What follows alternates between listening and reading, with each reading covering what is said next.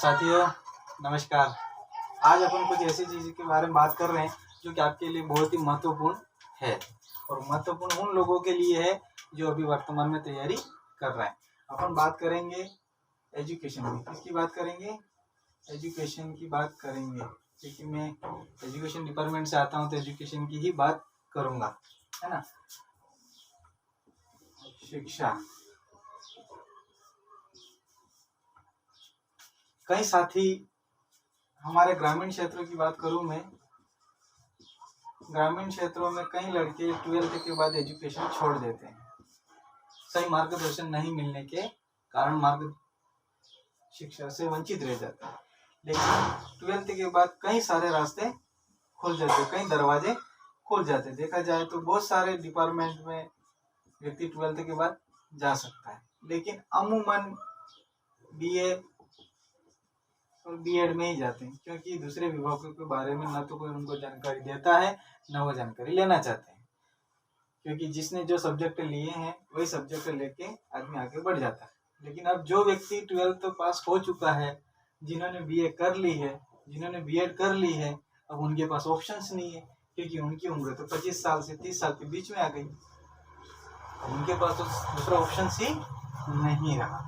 लेकिन जिन्होंने बीए कर रखी है, बीएड कर रखी है, एसटीसी कर रखी है और जिनके परिवार में जॉब नहीं है, उनके माता पिता यही चाहते हैं कि मेरे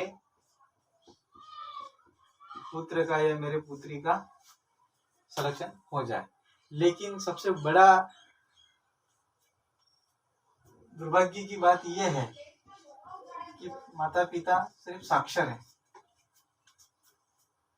और वो साक्षर हैं वो भी बड़ी बात है, क्योंकि कम से कम उन्होंने साक्षर होते हुए आपको यहाँ तक पहुँचा दिया, वो एक बहुत ही बड़ी बात है। आप इस उम्र तक पहुँच गए 25 से 30 साल के बीच में, आपने बीए भी कर ली, बीएड भी कर ली, लेकिन अब जो खर्चा करना था वो खर्चा भी हो गया, पढ़ाई करने की पढ़ाई भी हो गई, जो समय देना था वो समय भी दे चुके हैं। लेकिन बात आ जाती है अब नौकरी की। किसकी बात आ जाती है? नौकरी की। अब नौकरी की बात आते ही लाखों के लोग कंपटीशन बढ़ जाता है, लेकिन व्यक्ति ये नहीं सोच पाता है कि करना क्या है। यहाँ पर आने के बाद अगर 1-2 बार उन्होंने रीड दी है तो पारिवारिक समस्या गांव में जल्दी आ जाती है, उस वजह से समस्याओं का सामना करना पड़ता है। लेकिन कई व्यक्ति साथी तैयारी कर रहे हैं। आज मेरा कहने का उद्देश्य आज एक ही है कि जिसके परिवार में जॉब नहीं है,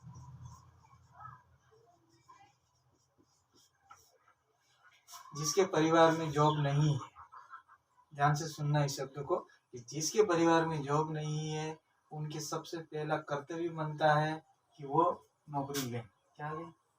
नौकरी लें, क्योंकि उसके परिवार में सबसे पहले बीए बीएड करने वाले भी वही, तो जिम्मेदारी भी उनकी है कि उनको एक परिवार को एक सरकारी नौकरी के तौर पर उनको लेकर आए और सरकारी नौकरी का तोहफा दें, यानी हाउ दें, चाहे कैसी भी प्रकार की नौकरी आप परिवार वालों को दें, लेकिन उनको पता नहीं है कि सिलेक्शन किस तरह से होता है, कौन से प्रणाली से होता है, किस तरीके से होता है, कैसे कट ऑफ निकलती है, कैसे मेरिट बनती है, कितने लोग एग्जाम देते हैं, कास्ट वाइज क्या सीटें आती है, उनको कोई लेना देना नहीं है। चाहे आप किसी भी विभाग में नौकरी करो, समाज को, परिवार को कोई लेना देना नहीं है। वो अपना एक व्यक्तिगत इशू है कि आप किस डिपार्टमेंट में जाना चाहते हैं और कौन सी पोस्ट पे नौकरी करना चाहते हैं, वो ऐसे खुद पे डिपेंड है।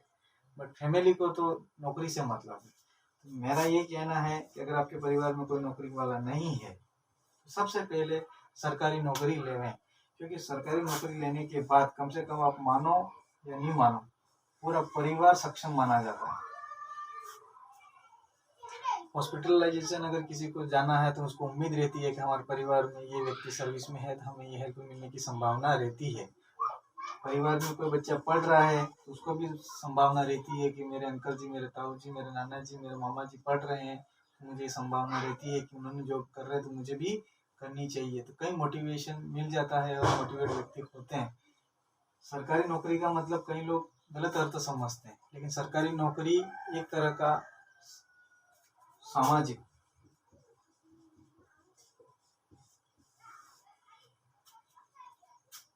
आर्थिक चीजों पे डिपेंड करता है। और नौकरी मिलने के बाद आपको मान, सम्मान, इज्जत, शोहरत, ये सब गिफ्ट में मिलता है। क्या मिलता है? गिफ्ट में मिलता है।